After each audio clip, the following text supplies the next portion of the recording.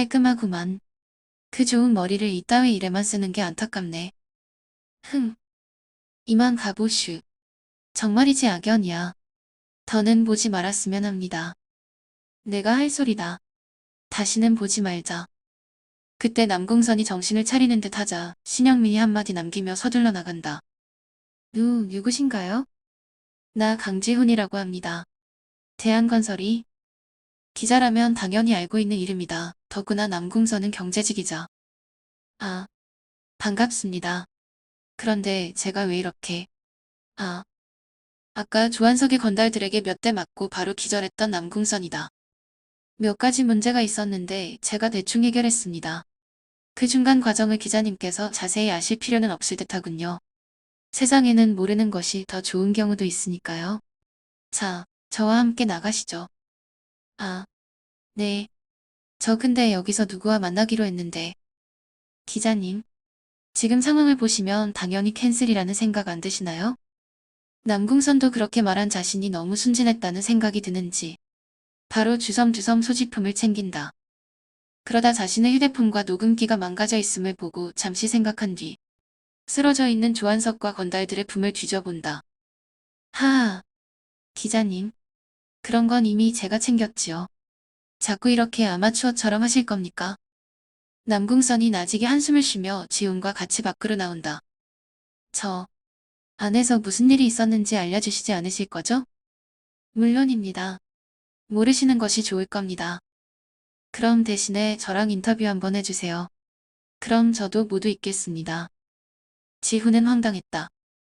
물에서 건져줬더니 뭐 내놓으라는 게 사람 맘이라더니 오늘 호되게 당할 거 구해줬더니 뭐라도 더 달라고 떼를 쓰는 것이 아닌가. 아니, 그러고 보니 어차피 남궁용과의 일이 있기에 일부러라도 만나러 가야 하는데 자기가 먼저 찾아오겠다니 자연스러운 효과가 있을 듯도 하긴 하다. 그래도 너무 쉬우면 안 되니까 의심방지용으로라도 허들을 좀 놓기로 한다. 기자님 좀 뻔뻔하다는 생각 안 드시나요? 기자님 때문에 그곳에 간 것은 아니지만 오늘 제가 구해드린 것이나 마찬가지인데 말이죠. 제가 인터뷰 같은 거 거의 안 하는 스타일이라는 건 아시지 않습니까? 응해주시지 않으시면 오늘 일을 철저히 파보겠습니다. 그럼 뭔가 난처한 일이 나올 것 같은데요. 허허, 참. 지훈은 남궁선의 선해 보이는 얼굴 속에 이런 철판이 있을 줄은 몰라 혀를 끌끌 찼다. 그러고 보니 천상 그 아버지의 그 아들이다. 작전대로는 가고 있지만 왠지 모를 찝찝함. 그래요. 좋습니다. 비서실에 얘기해 놓을 테니 일정 잡아보시지요. 그럼 저는 여기서 가보겠습니다. 살펴가십시오. 네.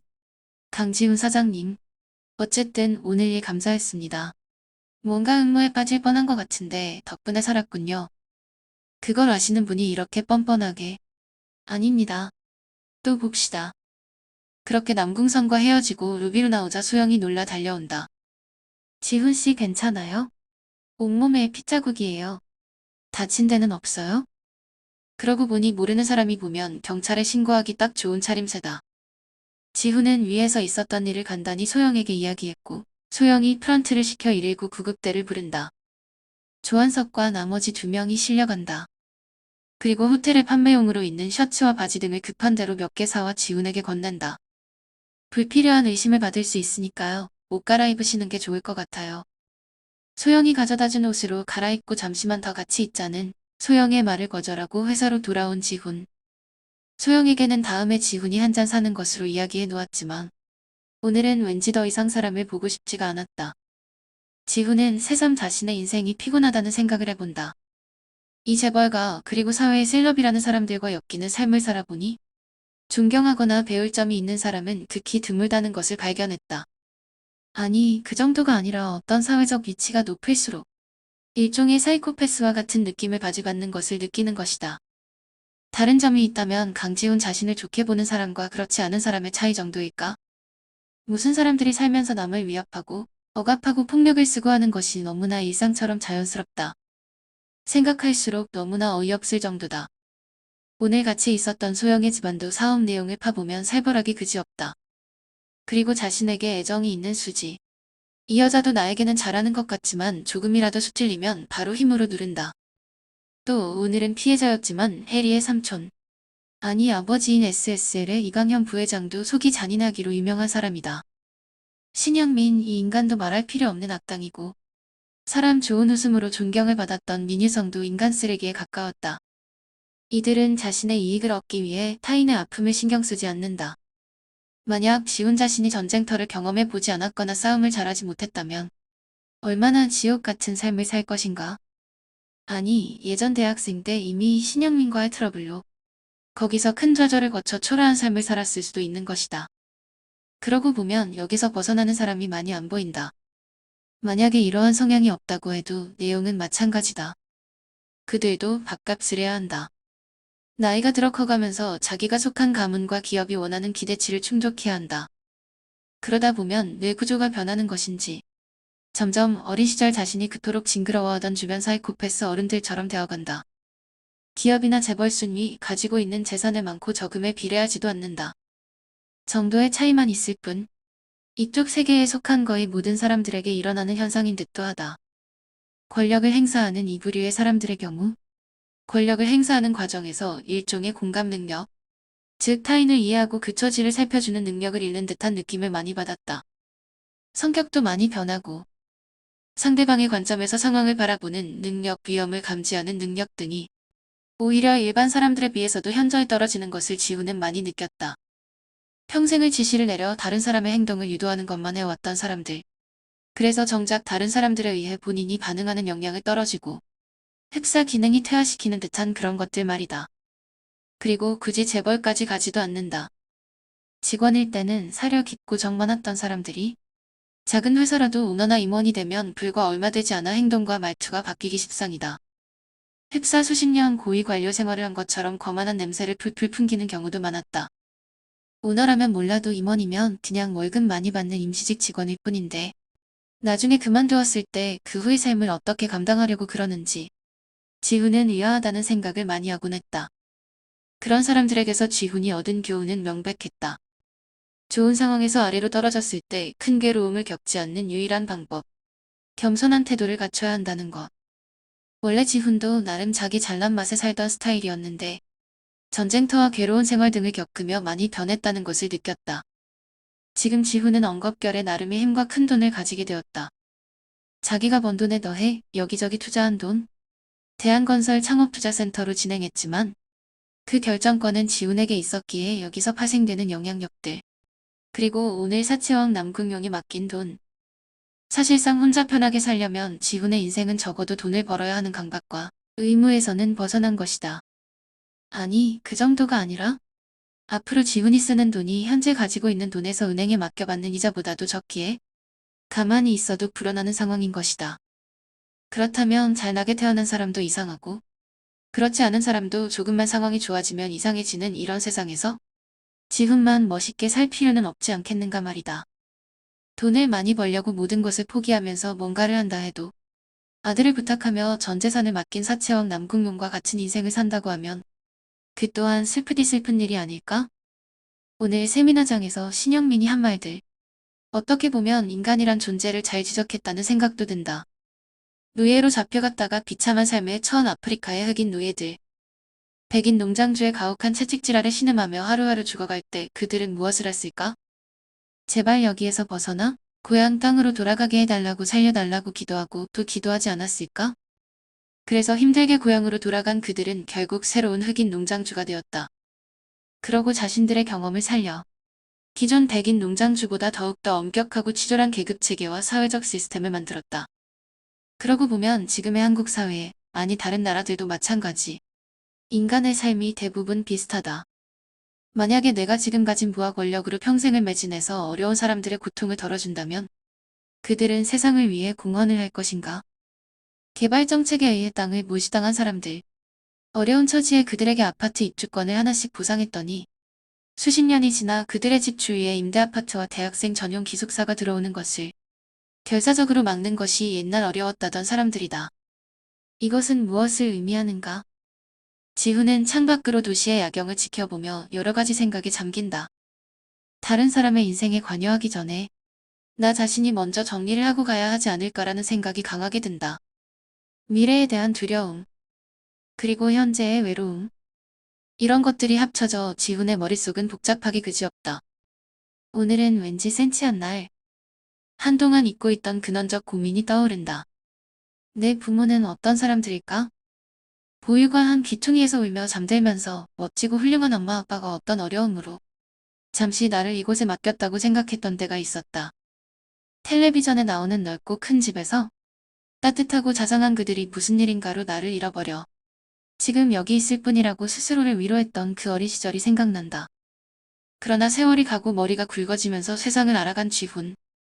자신의 부모가 사회적으로 힘들고 형편없는 삶을 살았을 가능성이 크다는 결론에 이른다. 별로 멋있지 않은 부모, 그냥 그저 그런 한심한 부모. 물론 누구나 그러하듯이 나름의 사정이 있었겠지. 그러나 나도 반드시 이해할 필요는 없다. 그렇게 이빨 꽉 깨물고 독한 마음으로 여태껏 살아온 지훈이었다. 오늘 밤은 왜인지 쉽게 잠을 못 이룰 것 같다는 생각을 해본다. 다음 날 지훈은 회사 일을 대강 마무리하고 새로운 창업투자센터의 벤처기업 발표장을 찾았다. 오랜만에 2차 심사를 통과할 만한 회사가 나타났다길래 그 내용을 보러 온 것이다. 자신의 앞에 사업계획서를 들여다보며 지훈이 말했다. 에핑고? 이게 회사 이름인가요? 독특하군. 내용을 들어보지요. 무엇을 하는 회사입니까? 그리고 무엇을 할 수 있지요? 발표 자리에 서 있는 날카로운 눈빛의 청년이 지훈을 바라보며 말한다. 우리는 세상의 모든 사업을 다 할 예정입니다. 지금 세상에 있는 모든 기업의 사업을 다 할 수 있습니다. 저희 회사의 이름 에핑고는 라틴어로 모방이라는 뜻이며 이 기업은 세상에 있는 모든 기업의 카피캣 기업을 만드는 회사입니다.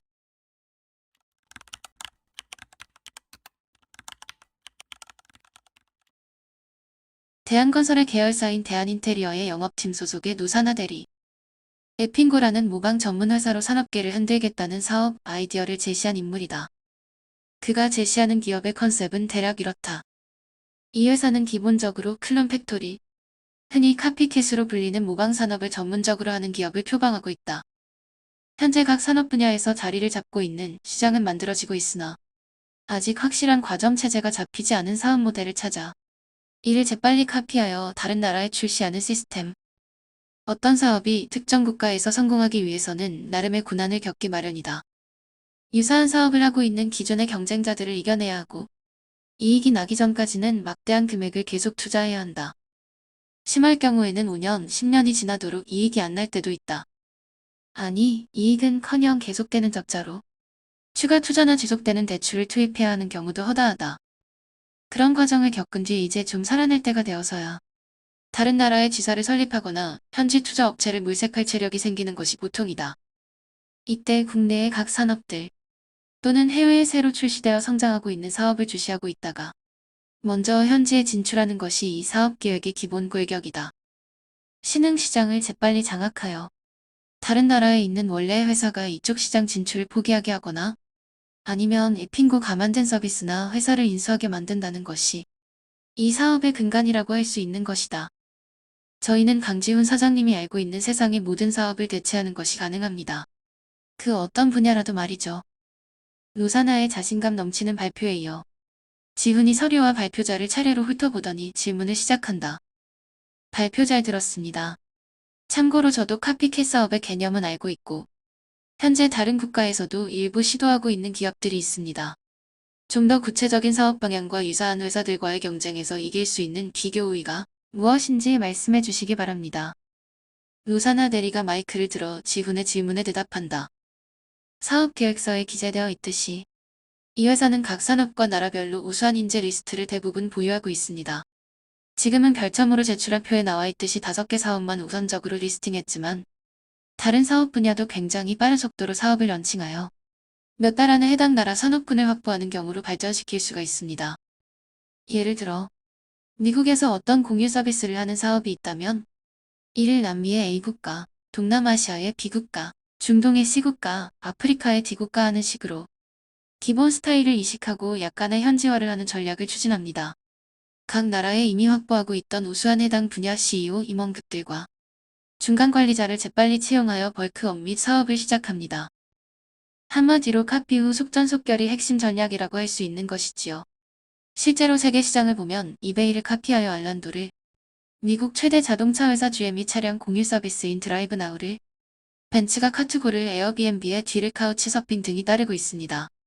직접 운영하지 않고 투자 목적으로 들어갔거나 사업 제휴로 지분을 통합한 회사까지 포함하면 더욱 많은 상황이지요. 이제 세계 시장은 특정 국가나 기업이 보유하고 있는 지식의 양이나 자본이 아니라 얼마나 잘 적용하고 융합하고 활용하느냐의 시대입니다. 제가 이 사업 계획을 만들면서 가장 많이 들었던 말이 당신의 오리지널 한 기획인가? 인데요. 오리지널인가, 카피캣인가 이런 쓸모없는 말다툼이나 벌일 때 글로벌 기업들은 힘차게 달려나가고 있는 상황입니다. 창조가 필요할 때는 오리지널리티를, 모방이 필요할 때는 벤치마킹하는 융통성과 융합력이 필요한 때라고 생각합니다. 검은 고양이든 흰 고양이든 쥐만 잘 잡으면 된다는 말은 중국에서만 통하는 내용이 아닌 것입니다. 저희가 필요로 하는 지원책만 서포트해 주신다면 이대한 건설 자체보다도 더 크고 훌륭한 회사로 만들어내겠습니다. 감사합니다. 로사나가 발표를 마치자 주위에서 큰 박수가 터져나왔다. 일반 평가위원들뿐 아니라 에반스의 회사에서 파견된 사람들도 높은 점수를 주는 기색이 역력했다. 하지만 지웅만이 형식적으로 박수를 몇 번 쳐주고는 생각에 잠겨있다. 이 투자 기업의 결정권자는 사실상 지훈으로 이제는 실각한 대한건설의 민유성뿐 아니라 대한그룹 자체의 민호성 회장에게서도 지지를 받고 있는 그의 의지가 가장 중요했다. 지훈이 노사나 대리에게 질문을 시작한다. 추가적인 내용 잘 들었습니다. 이상도 높고 포부도 크니 좋군요. 다른 팀들도 기다리고 있으니 시간을 절약하기 위해 한꺼번에 질문을 드리겠습니다. 마찬가지로 한 번에 대답해 주시기 바랍니다. 노사나가 큰 대답 소리와 함께 자신감 넘친다는 듯이 고개를 힘차게 끄덕이자 지훈은 눈살을 찌푸렸다. 이렇게 구체적이지 않고 뜬구름 잡는 듯한 사업기획, 미래계획을 지훈은 상당히 싫어하는 편이었다. 거기에 더해 저 가벼워 보이는 태도도 상당히 거슬린다는 느낌이다. 먼저 구체적으로 무슨 사업을 어떻게 추진하겠다는 내용이 없습니다. 그러니까 무슨 사업을 하겠다는 것인지요? 이게 없으니 질문도 못할 상황입니다. 두 번째로 어떤 사업인지 모르니 비용 추산도 안 됩니다. 현재 각 분야 돈 되는 사업들은 기존의 메이저 기업을 이기기가 어렵습니다. 기껏해야 니치마켓 틈새 시장이나 찾아 판매하는 방식인데 이렇게 되면 대규모 중후 장대형 제조기업은 진행하기가 어렵겠지요. 그렇다면 IT 소프트웨어를 기반으로 하는 플랫폼 기업의 형태로 가는 경우가 많은데 이 산업 부분은 한 명의 천재가 100명의 수재를 이기는 분야입니다. 역시 각 핵심 인력들은 이미 해당 분야 각 메이저 기업이나 분야별 강소기업들에 소속되어 있지요. 간혹 그렇지 않은 사람들은 자신의 사업체를 차리거나 조직 생활을 싫어하는 프리랜서나 계약직을 선호합니다.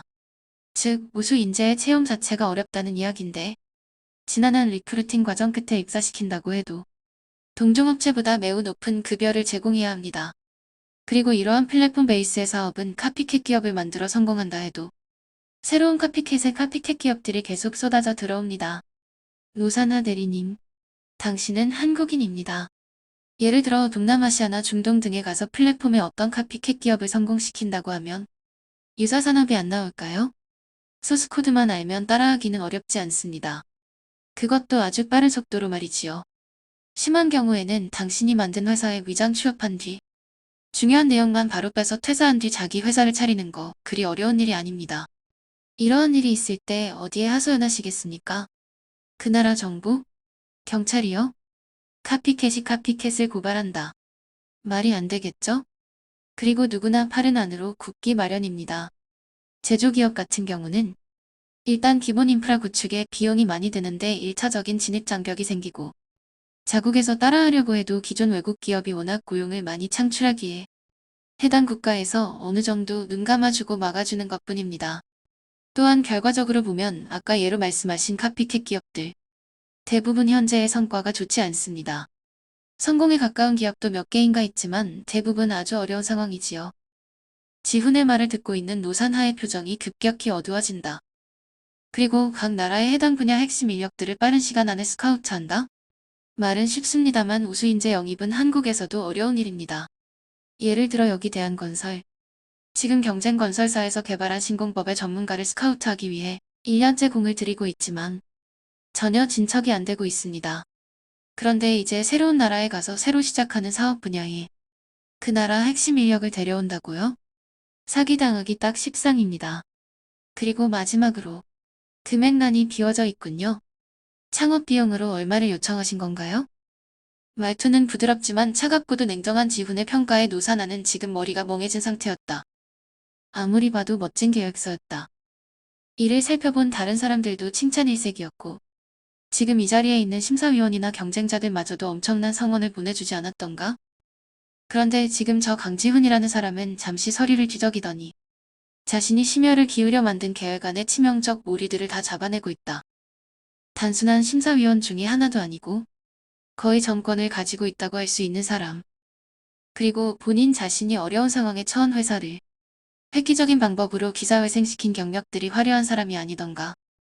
노사나는 지금에라도 지훈의 마음을 돌리기 위해 최선을 다해 머리를 굴리기 시작한다. 네, 일단 500억 원 정도가 필요합니다. 강지훈 사장님께서 말씀하신 대로 일단 플랫폼 기업으로 시작할 예정입니다. 지적하신 단점들도 있지만 단점만 본다면 어떤 사업이든 시작도 못할 것이 분명합니다. 새로운 일을 하기 위해서는 벤처 사업을 하기 위해서는 과감한 베팅과 뼈를 깎는 노력이 병행되어야 함이 당연합니다. 화끈한 결정 부탁드리는 바입니다. 노사나가 말을 끝내자마자 지훈이 되묻는다. 500억 원이라고요? 지금 벤처기업을 창업하는 자리인데 달랑 사업계획서 한 장에 그 정도 금액은 너무나 무리한 내용 아닐까요? 노사나 대리, 과감한 베팅과 화끈한 결정이 필요하다고 하셨나요? 아까보다도 더욱 낮고 차분한 지훈의 말투에 왠지 자신감이 떨어지는 노사나였지만 어차피 호랑이 등에 올라타 있는 것은 마찬가지라 힘을 내서 대답한다. 그렇습니다. 큰일을 하려면 위험을 짊어지는 것이 당연합니다. 그 정도 배짱도 없이 어떻게 세계시장에 진출하는 벤처기업을 시작하겠습니까? 지훈은 원래 처음 들을 때부터 이 계획이 마음에 들지 않았었다. 하지만 이런 식의 지적 자극이랄까 당당하게 의견을 말하는 것 자체를 막을 생각도 없었다. 복지부동과 무사한 일주의에 젖어있는 기존 조직원들에게 약간의 자극을 주는 것도 필요했기 때문이다. 그러나 이렇게 무대포로 나서는 것은 경영자로서 가장 지양해야 할 일이기에 여기서 어느 정도 끊고 가기로 결정했다. 그렇군요. 알겠습니다. 큰일을 하려면 노사나 대리가 말씀하신 과감한 베팅과 화끈한 결정 필요하다고 생각합니다. 좋습니다. 노사나 대리의 기획안을 조건부로 승인하겠습니다. 본대한 건설 창업센터는 노사나 대리가 투자하는 금액의 10배를 투자하겠습니다. 즉 500억 원이 필요하면 본인이 50억 원을 투자하시면 됩니다. 단 이 금액의 회사 투자 금액 500억 원을 담보로 한다거나 하는 것이 아닌 노사나 대리 자체의 역량으로 만들어 오셔야 합니다. 이 내용으로 정식 승인하며 50억 원이 투자되는 즉시 1천억 원 지출을 승인합니다. 이상입니다. 노사나는 지훈의 어이가 없고 화가 나는 자신을 느꼈다. 그래서 지훈에게 따져 묻기 시작했다. 사장님, 이건 안 하겠다는 말씀이신가요? 이렇게 훌륭한 사업 기획에 자금이 없거나 부족한 부분을 보충하겠다는 것도 아니고 이런 식으로 하면 앞으로 누가 지원을 하겠습니까? 과감한 베팅과 화끈한 결정, 그리고 희생은 회사만이 해야 하는 것입니까? 그리고 자신감을 갖는 것은 좋겠지만 이렇게 훌륭한 기획이라고요? 당신은 이 훌륭한 사업 계획에 무엇을 베팅하실 수 있습니까? 훌륭한 사업 계획. 그것도 본인이 만든 기획에 본인이 투자하는 것도 못하는데 500억 원을 투자하라니요. 그리고 자신의 기획에 관한 정당한 질문을 인정하지도 못하니 그런 사람은 사업을 떠나 리더의 자질이 없습니다. 그리고 안 하겠다는 말은 안 했습니다. 저는 공식적으로 승인했고 당신이 투자하는 금액의 10배를 투자하겠다고 했습니다.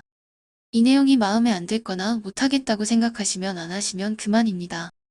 지금 당신의 사업 계획에서 최대의 리스크는 기획의 문제도 아니고 자금의 문제도 아닌 바로 당신 자신입니다. 아시겠습니까?